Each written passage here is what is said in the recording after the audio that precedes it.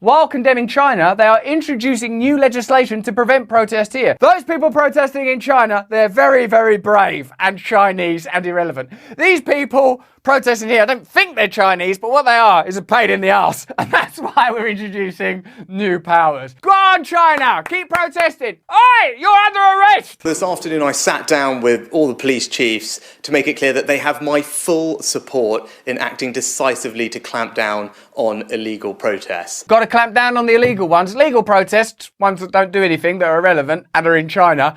Carry on with those, I support them. Illegal ones that are here and are against my interests, check my bank account, check my marriage, check what my father-in-law does for a living and the connections to the WF. We don't want any of those protests. It is completely unacceptable that ordinary members of the public are having their lives disrupted by a selfish minority. Yeah, it's the ordinary members of the public. Like when I was running a hedge fund, me and the old ordinary members of the public were saying like, right, this Moderna thing that we're starting that's going to profit hugely over the next couple of years, how are we going to benefit most of all, ordinary members of the public? Oh, when I got fined during lockdown for being part of those parties, do you remember that all the way through lockdown when they were having parties while you were doing funerals on YouTube and stuff? It was me and the old ordinary members of the public, other members of the government. Come on, use ordinary members of the public. My view is that those who break the law should feel the full force of it, and that's what I'm determined to deliver. It gets to a point where people like Justin Trudeau and Rishi Sunak should simply put themselves in prison and shut up, and they would have made the world a better and more effective place in alignment with the principles that they're continually espousing. We are currently giving the police new powers so that they can clamp down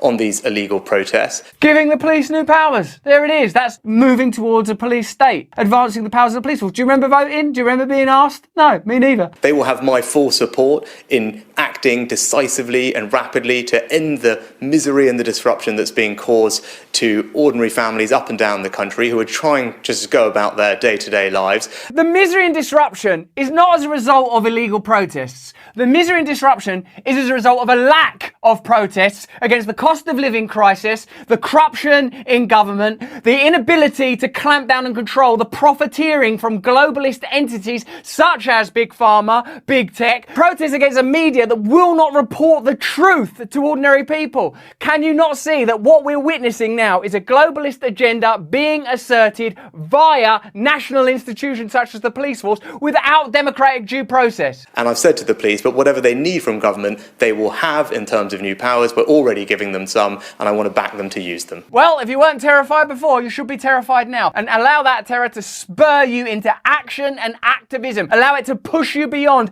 any sense of division between your fellow citizens. Recognise that they are your allies. Put the culture war to one side because there is a real war taking place.